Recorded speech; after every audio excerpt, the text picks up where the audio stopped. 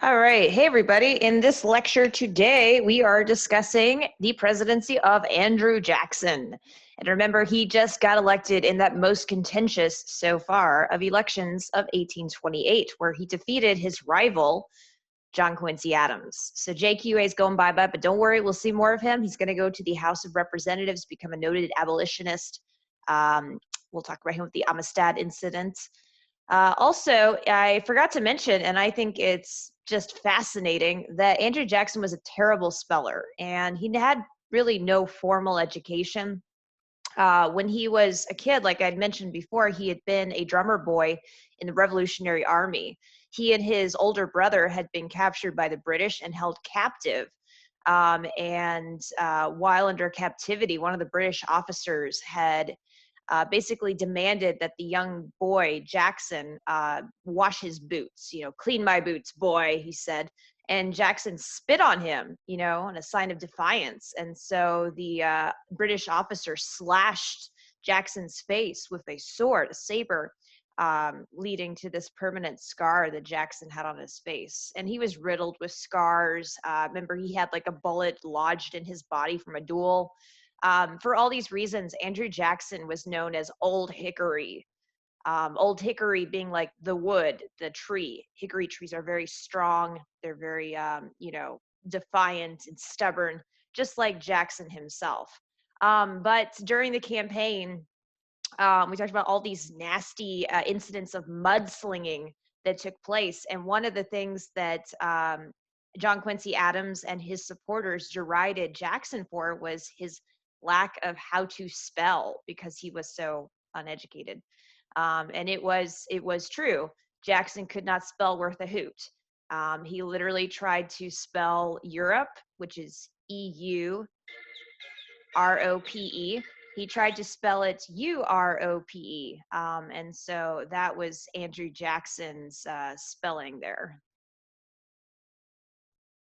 So after his wild inauguration, Jackson is going to have this first affair because remember, Congress is out for most of the year back at home. They only go into session for a brief amount of time. Bless you. And so this petticoat affair dominates the Washington societal scene with all these mean girls and everything ganging up on the Eatons and leading to the cabinet massacre. And remember that John Eaton, he's a loyal Jackson supporter. He's the one that married this beautiful woman and caused this scandal.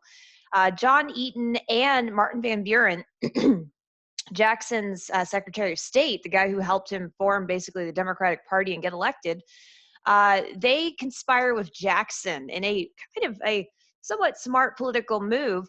They volunteer to resign. And this gives Jackson the cover he needs to basically fire the rest of his cabinet. Oh, like, you two are my most loyal followers and you two are resigning. So now I'm free to, fire basically all of the other people who I really don't like. And the rest of his cabinet were mainly followers of John C. Calhoun. And remember, Calhoun, the vice president, it was his wife, Fluoride, that was kind of leading the charge against poor Peggy. And so Calhoun is going to be on the outs and will actually resign the vice presidency over the Eaton affair, the petticoat affair, and also what is happening with that tariff of abominations, which we will talk about probably in the next lecture, because that is known as the nullification crisis. Jackson's going to have a completely new cabinet. But while all of this is going on in his first year or two in office, he has a more informal cabinet that meets in the kitchen. Or not, maybe they don't always meet in the kitchen, but they're called the kitchen cabinet because they are informal. These aren't the cabinet level secretaries advising the president. This is just like his close, loyal friends who are going to be advising him. And so they're called the kitchen cabinets, and like the more formal secretaries of the cabinet, they were called like the parlor cabinets because they would meet in the fancy parlor versus this, informal group meeting around the kitchen table. And the idea of a kitchen table a kitchen cabinet has become very famous. Many other political figures will have an informal group of advisors kind of similar to this throughout history. And this brings us to the topic that you've been waiting for, probably because you remember that this is Andrew Jackson and he is famous for the Trail of Tears. Here we go, the Indian Removal Act. It was signed into law by Congress in 1830, and this is something that Jackson had actually been a big supporter of in his inaugural address in 1829. So he definitely wanted this. Now, as far as Jackson's specific views on Indian removal, Jackson believed that what he was doing was actually the most humane thing. And you're like, how could genocide, because, thousands and thousands of Cherokee will die in the Trail of Tears, how can this be seen as humane, as honorable? Well, remember, in Jackson's view, because I'm not justifying Jackson, but I'm going to explain his view, his perspective. He had had numerous dealings with Native Americans. He fought the Creek War, both with having Native Americans allied with him and, fighting against them. Jackson and his wife, Rachel, they had adopted a Native American son. So, I mean, he's not like just kill all the Indians and just damn them. That's not Jackson's viewpoint. He said in his inaugural address that, hey, all you Northerners, you future Whigs who are opposed to this and bemoaning and crying that the South, especially the state of Georgia, wants to evict these Native Americans in the Southeast. You guys are hypocrites because look at the history of what has happened to the Native Americans of the Northeast. Look at what happened to the Wampanoag, completely basically wiped out after King Philip's War. Look at what's happened to the Delaware people, with the land grab from Penn's son. Look at all these instances of Native Americans being basically either wiped out or pushed off your land in the Northeast, and then tell me you're not hypocrites when you say that the South can't do the same. We will see the eventual history will be identical. And so Jackson says that the most humane thing to do is to take the Native Americans off the land, give them land out in. Sorry, my horse is being crazy. I'm going to go check on that real quick. Okay, sorry about that. I don't know what exactly was going on with them. I think they were spooked by the wind. It's like 20-mile-an-hour gusts out there. Anyway, so Jackson's perspective on the removal of the Native Americans is that he was being humane, that this was the right call. Here's a passage actually from his speech about this. So this is Andrew Jackson. He says, humanity has often wept over the fate of the Aborigines of this country, and philanthropy, like doing good deeds for others, giving back, has long been busily employed in devising means to avert it. But its progress has never for a moment been arrested, stopped. And one by one have many powerful tribes disappeared from the earth. Looking at you, Northerners. But true philanthropy reconciles the mind to these vicissitudes as it does to the extinction of one generation to make room for another. In the monuments and fortresses of an unknown people spread over the extensive regions of the West, we behold the memorials of a once powerful race, which was exterminated or has disappeared to make room for the existing savage tribes. Philanthropy could not wish to see this continent restored to the condition in which it was found by our forefathers. What good man would prefer a country covered with forest and ranged by a few thousand savages to our extensive republic, studded with cities, towns, and prosperous farms, embellished with all the improvements which art can devise or industry execute, occupied by more than 12 million happy people, and filled with all the blessings of liberty, civilization, and religion? So Jackson believes what he's doing is justified and correct, and actually the only option for Native Americans. In the history of our nation, oops, in the history of our nation, the federal government's policy, as begun by George Washington, was one of assimilation. Assimilation means that you are trying to force them to fit in, Americanize, in other words. And so George Washington and later, similarly, Thomas Jefferson, they both believed that Native Americans could be allowed to stay in their lands, their ancestral lands, as long as they had adopted the habits of civilized society, assimilated. So adopting the habits of civilized society, what does that mean? Well, that means acting like the white man, acting like the European settlers. So learning to speak English, for instance, learning Christianity, converting to the faith. And most importantly, owning the land like the white man. No longer can you claim tribal lands as a unit, but instead you must own it as a family. So individual land ownership and property ownership. So many civilized tribes who had agreed to assimilation, like for instance the Cherokee, many of them had assimilated. They were so civilized, in fact, that they even owned African slaves under this European property ownership system. So that's what's going on. And the main tribes that were being evicted here in the Indian Removal Act were the 5 civilized tribes, called that because they had assimilated under Washington and Jefferson's policies in the Southeast.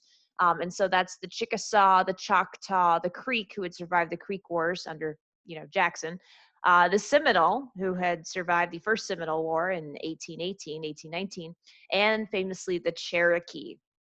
And so this law will basically pay indemnity, that's paying money for their land, not a lot, and force them to move west of the Mississippi River to lands that would become known as Indian Territory, mostly in Oklahoma. And some of these tribes, for instance, the Choctaw, the Chickasaw, and the Creek, they will mostly agree to comply. They will go. It will be hard. Many of them will not make the journey, but for them, it wasn't as bad because they agreed to just to get out. Now, the Cherokee are going to fight a lengthy legal battle to try to remain, and the Seminoles, they're just going to fight. Many of them will, like we've seen before, go down south into Florida, which is now, remember, American lands. And along with fugitive slaves, they will fight it out against the American government. And eventually, the Seminole will end up in the Everglades, in the swamplands. The government will agree to give them that land because it was useless to us. But the Seminoles basically fight it out very bravely. And that's why in Florida today, you could see a lot of Seminole, legacy and respect. You could see college sports teams named after the Seminoles. That's where they made their last stand.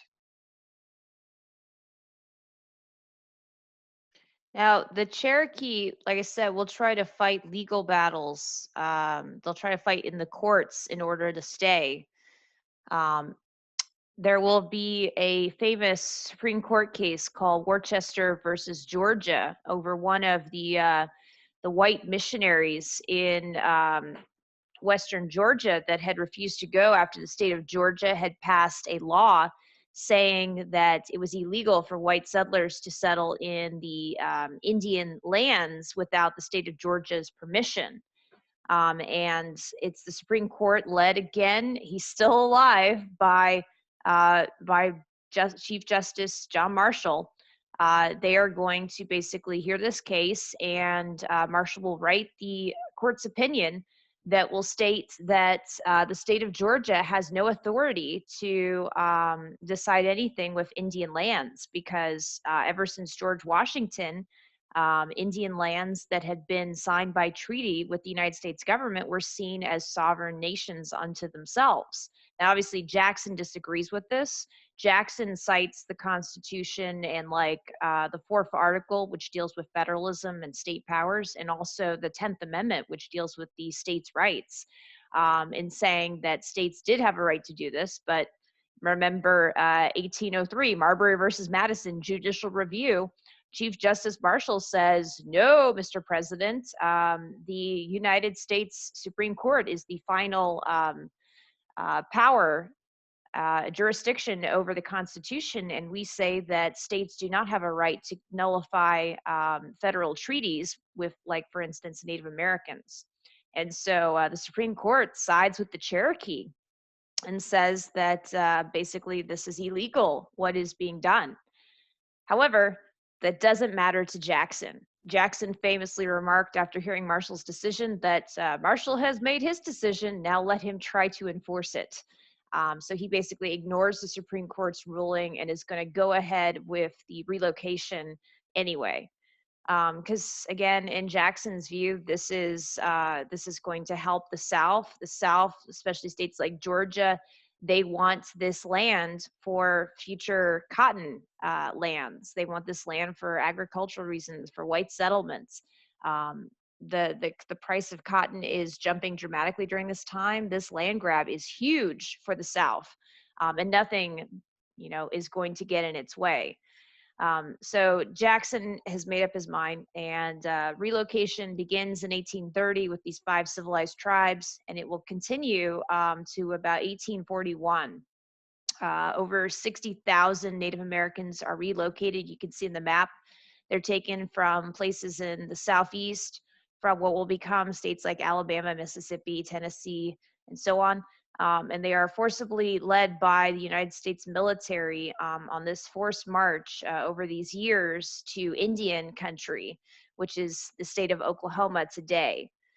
And so that is Indian removal. And the Trail of Tears specifically is going to refer to the forced removal of the Cherokee, the last to go after their legal battle in, I believe, it's 1838. So this goes on and continues even after Jackson has left the White House into his successor's presidency. Martin Van Buren will continue the Indian removal policy. And many of the federal agents, the military officials that were in charge of this relocation, they were abusive towards the natives during these forced marches. Famously, the Cherokee, their big march is during the winter. And so between 4,000 to 8,000 Cherokee die on the Trail of Tears as they are marched in the winter over this long, long area you could see. Um, Many die from exposure. Many die when the crossing of the Mississippi, just because they drown, because the ferries were done very inefficiently. It was ridiculous. They were having to wait on the banks of the river for weeks. Many starved to death. It was absolutely awful what was done to the Native Americans, and that's why we call this the Trail of Tears. So that is the Indian Removal Act under President Jackson.